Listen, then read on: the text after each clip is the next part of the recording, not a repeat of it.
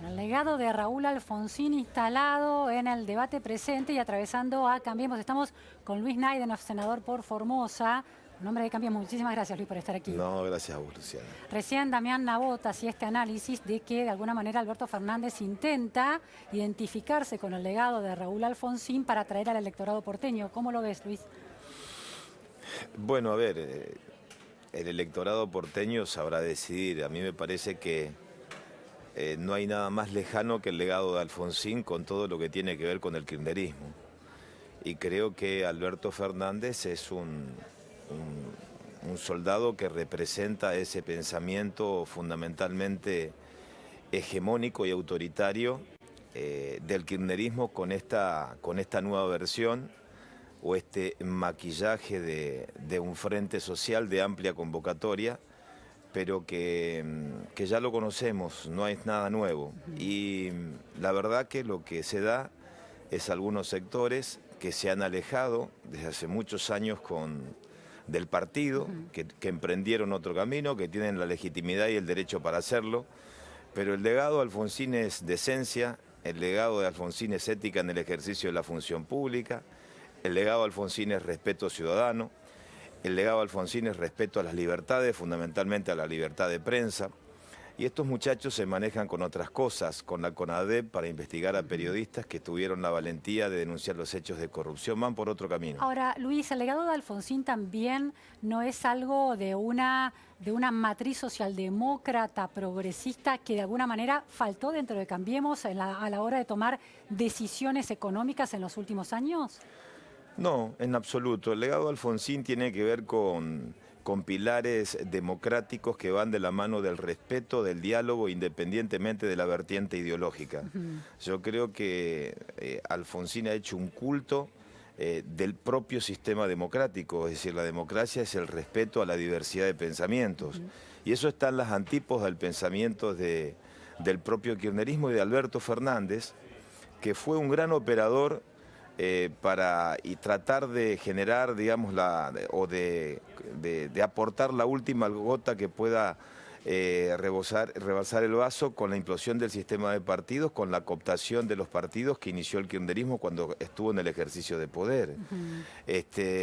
A ver, ¿a qué te refieres con cooptación de partidos? La cooptación de partidos, cuando fue jefe de gabinete, Alberto Fernández fue uno de los grandes operadores de la transversalidad.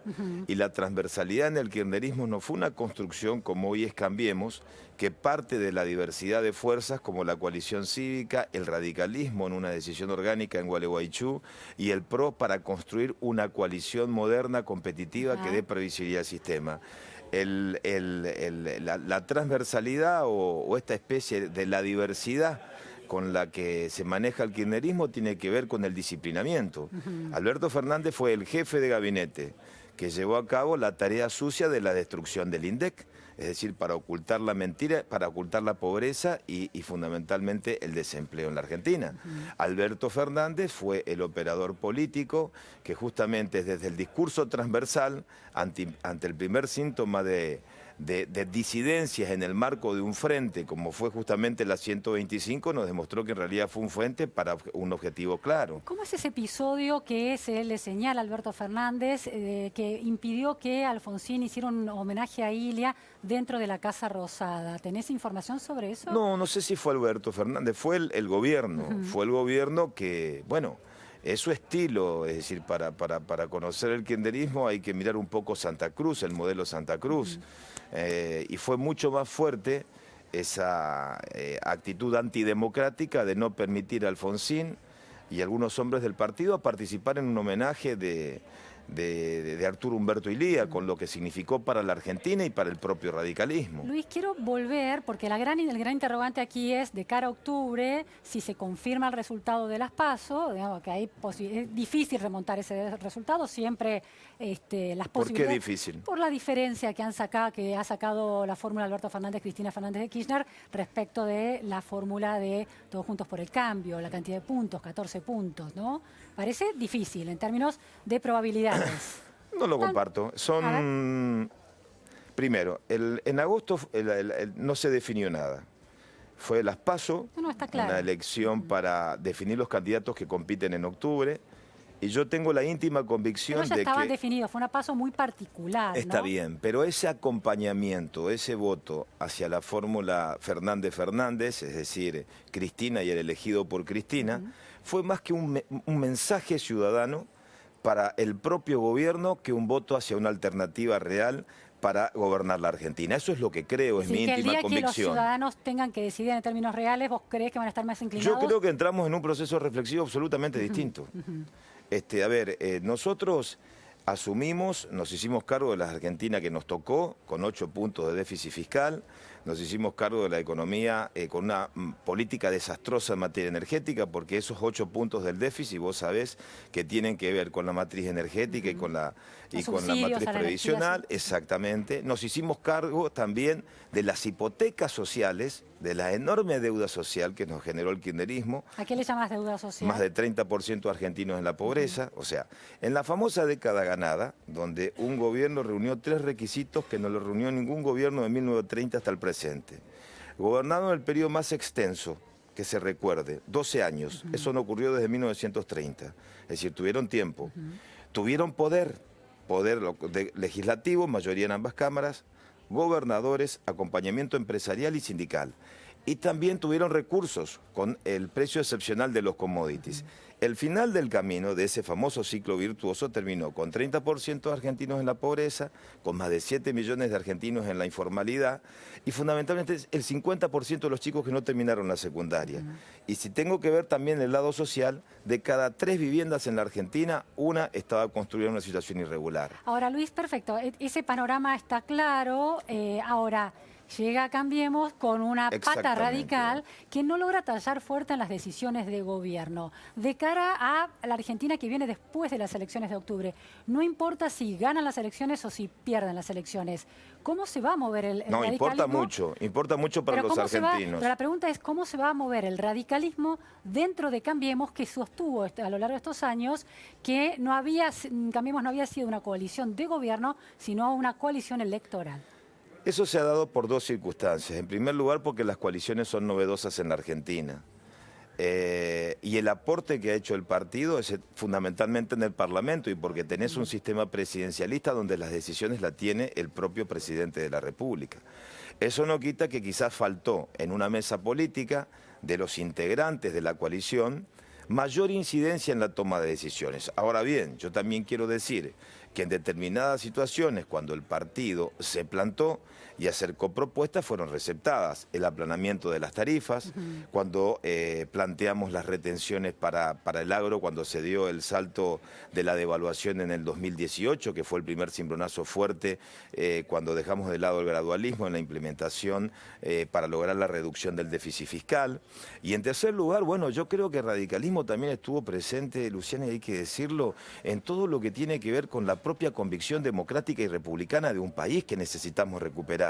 El radicalismo estuvo presente con la extinción de dominio, el radicalismo estuvo presente con la ley del arrepentido. Esa línea de principios parece no haber calado hondo en la sociedad. Bueno, a la hora de las PASO el mensaje fue económico, es decir, no tenemos plata en el bolsillo, nos está costando comprar lo básico para alimentarse. Ese fue el mensaje al gobierno. Absolutamente es un mensaje realista que lo receptamos y el desafío, por eso yo te digo que ingresamos en un proceso reflexivo, porque vos tenés un gobierno que ha hecho un enorme esfuerzo con el acompañamiento de la gente, un enorme esfuerzo para sentar las bases de una Argentina que pueda crecer con inclusión social. ¿Al acompañamiento de la gente en términos del gasto social para los sectores vulnerables?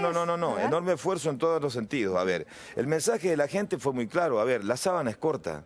De alguna manera, el sinceramiento tarifario me costó mucho en mi economía cotidiana, pero alguien tenía que sincerar la economía. Quizás lo que faltó es una mayor equidad entre los parámetros que se tomaron para ordenar lo macroeconómico y fundamentalmente con la economía del día a día con la gente. Ahora yo digo, ¿qué vamos a hacer? ¿Vamos a tirar todo por la borda? Porque, a ver, los modelos son muy claros, ¿eh? Está el modelo de Cambiemos, de Juntos por el Cambio, y está el kirchnerismo con su maquillaje. Son los mismos actores. ¿Qué hacemos? Miramos a Venezuela e Irán, con socios muy poco recomendables, es decir, nos acordamos del memorándum con Irán. Miramos a Venezuela, donde hay 7,5 millones de exiliados, donde el salario promedio es de $2 y donde un Alberto Fernández te dice que hay una democracia autoritaria, cuando en realidad es una dictadura. o nos quedamos con esta Argentina que se sembró, con una inserción en el mundo, con la apertura de 180 mercados? Bueno, pero con una pérdida del poder adquisitivo perfecto. enorme, una inflación, Bueno, una pero escalada vamos, inflacionaria yo me hago cargo de todo. Yo me hago cargo de todo. Estancamiento del empleo Muy bien, formal, muy bien, perfecto. desempleo en crecimiento. Está bien, pero ¿qué Argentina te tocó asumir? En default, con 5 tipos de cambio, aislada del mundo. Una Argentina en recesión. Desde el 2011 no se crecía. Esa Argentina nos hicimos cargo. ¿Pero la agravó, Cambiemos, o la mejoró en esos indicadores que impactan en la gente? No. Cambiemos quizás no tuvo la virtud ni la capacidad para resolver de fondo los problemas estructurales de la Argentina. Pero esos problemas no fueron generados por Cambiemos. ¿Por una cuestión de ser minoría en el Congreso? No, por una cuestión que excede al contexto de los últimos 3 años. Yo te puedo asegurar que la etapa que se viene es inmensamente mejor a la etapa que nosotros asumimos. Y yo te doy datos más allá del esfuerzo de la gente. Una cosa es asumir con 8 puntos de déficit primario, es decir, para que se entienda, si gasto 18 me ingresan 10. Cuando me faltan 8, alguien me lo tiene que prestar. Y ese es el motivo de la deuda. O emitís o te endeudás. Sí. Entonces, ¿cuál fue el camino que eligió el kirchnerismo? Lo sabés, vaciaron todas las cajas, echo manos al Banco Central, emito letras, tomo tasas con mi amigo de Venezuela al 14% cuando el mundo me prestaba el 3%. Ese camino ya lo conocemos. Ahora, ¿qué logramos nosotros? Equilibrio fiscal en 3 años y medio.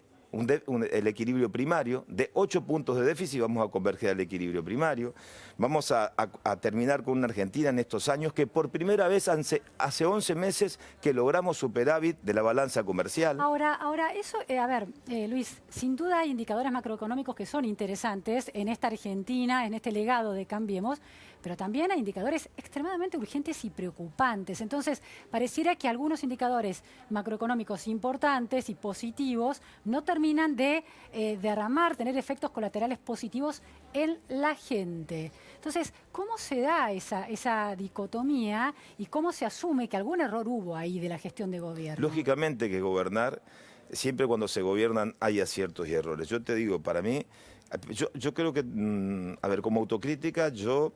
creo que tenemos 3 errores políticos.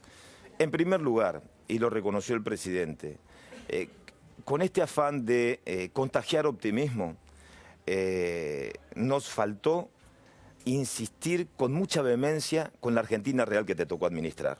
Es decir, vos asumías una Argentina no solamente con déficit, sino que la inmensa mayoría de las provincias no podían pagar salarios, golpeaban puertas para no pagar salarios. Vos asumiste en una Argentina donde una corte que estuvo guardada y en silencio te regaló un fallo para la devolución del 15% de los fondos de precoparticipación para 3 provincias que Cristina te hizo extensiva a todas. Pero ahí no son los errores de Cambiemos, son los errores de los otros. ¿Cuáles son los errores de Cambiemos? Primero no. No hablar todos los días con la gente. A ver, si a mí en mi casa... ¿Es un error de comunicación? Pero por supuesto. ¿Solo de comunicación? ¿No hubo de política, error de política. Pero no hubo decisiones económicas, fijar metas de inflación imposibles. No, al contrario, yo reivindico el gradualismo. ¿Sabés por qué reivindico el camino del gradualismo? Porque en Argentina no había margen para un ajuste salvaje ni estábamos dispuestos para hacerlo. Porque cuando vos asumís con una restricción presupuestaria, donde hoy en la Argentina el 76% del gasto primario es inversión social, esa es la prioridad. El ajuste lo hizo el mercado después con la devaluación. Bueno, el ajuste te lo hace la realidad con la devaluación, pero te la hace la historia de la Argentina. ¿Qué responsabilidad tuvo el gobierno en que terminaran sucediéndose esos hechos en abril de 2018? Creo que el gobierno tiene una responsabilidad en que sobreestimó la capacidad de la irrupción de la fuerza política Cambiemos y su vinculación con el mundo como condición suficiente para garantizar el financiamiento del camino gradual que se eligió en términos políticos. Eligió un camino de ley por ley en lo doméstico, el acuerdo con los gobernadores, recuperaste federalismo del 40% que recibían los gobernadores en el 2015, hoy van a recibir el 50% de coparticipación y eso es un gran aporte en materia de federalismo, pero así como hay aporte y beneficios para muchos gobernadores para mejorar la caja, la verdad que son muy unitarios en el manejo en la administración de cada una de sus provincias. Entonces, creo que se avanzó muchísimo. Desde lo institucional ni hablar, en materia de transparencia del Estado ni hablar, es decir, vos venías de en estos años ahorraste el 53% en el kilómetro de construcción de autopista, ¿y eso a qué se debe? Sobreprecios. Y el tercer error tiene que ver en lo que yo te decía, en el día a día, en el esfuerzo cotidiano de la gente, que fue enorme, para normalizar los parámetros económicos con las decisiones que se tomaron de fondo. Pero yo te voy a decir una cosa, y tiene mucho que ver con la Argentina que se viene, y por eso yo creo que entramos en un voto reflexivo. Nosotros... Luis, sí, termina no, yo reivindico la inversión social. Reivindico los 1.400.000 chicos que en la Argentina se ampliaron de las asignaciones en el gobierno de Cambiemos. ¿No hubo un pase de factura de las clases medias a Cambiemos en las PASO que fueron descuidadas, por ejemplo las pymes? Y siempre cuando vos gobernás, se gobierna en función de administrar realidades y prioridades. Y la prioridad en la Argentina es la contención social, la vulnerabilidad. Pero eso no es hacer más peronismo, dicen algunos, y se descuidó el sector más productivo y el que genera más empleo, que es el de las pymes. Bueno, a nosotros nos corren supuestamente por derecha desde el kirchnerismo con la estigmatización de ser un gobierno de empresario que gobiernas para ricos. Y los sectores medios nos corren por izquierda porque supuestamente hemos dado lugar y cabida a la ampliación de derechos. Vamos a poner las cosas en su lugar. Yo creo que este es un gobierno que se propuso desde el primer día terminar con los desequilibrios estructurales de la Argentina. Y no me quiero detener en los últimos 12 años. Vos sabés, desde 1950 este país soportó 14 recesiones. Desde 1945 una inflación de 2 dígitos. Ahora, tengo dos preguntas finales, Luis. El hecho de que haya mejorado ciertos desequilibrios, pero el resultado en términos de la vida cotidiana de la gente es, bueno, es crítico. ¿No termina de alguna manera quitándole la legitimidad al discurso de tenemos que alcanzar ciertos equilibrios macroeconómicos porque si no, no hay salida? No pasa únicamente con una mirada macro. Si no normalizás la economía fundamentalmente en materia del déficit, no tenés destino como país. Y tenés dos caminos. O el discurso populista para quedar bien para la tribuna o administrás con realidad la Argentina. Nosotros elegimos un camino, por eso yo quiero saber, cómo en esta etapa reflexiva que los argentinos tomen la decisión. Y la última cuestión es si se trata de un contexto reflexivo distinto que puede modificar octubre, según tu hipótesis, ¿por qué los intendentes de la provincia de Buenos Aires, como contaba Damián Nabot y otros periodistas especializados en política y otros analistas, muchos intendentes de Cambiemos están planteando abiertamente el corte de boleta en la elección provincial en octubre, para despegarse eventualmente de Macri y de María Eugenia Vidal? Bueno, no sé, desconozco a los intendentes. Esta es una elección presidencial. Se vota presidente y se votan dos modelos claros de país, dos visiones de país.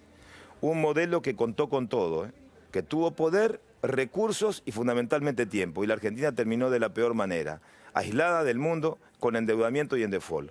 Y nosotros sentamos las bases para el crecimiento. Entonces, ante estas dos realidades, yo estoy absolutamente convencido que en esta etapa reflexiva falta mucho de acá hasta el 27 de octubre. Muchísimas gracias, Luis Neidenhoff. Te esperamos el día siguiente, el 28 de octubre, en la repregunta. Cerramos ese trato.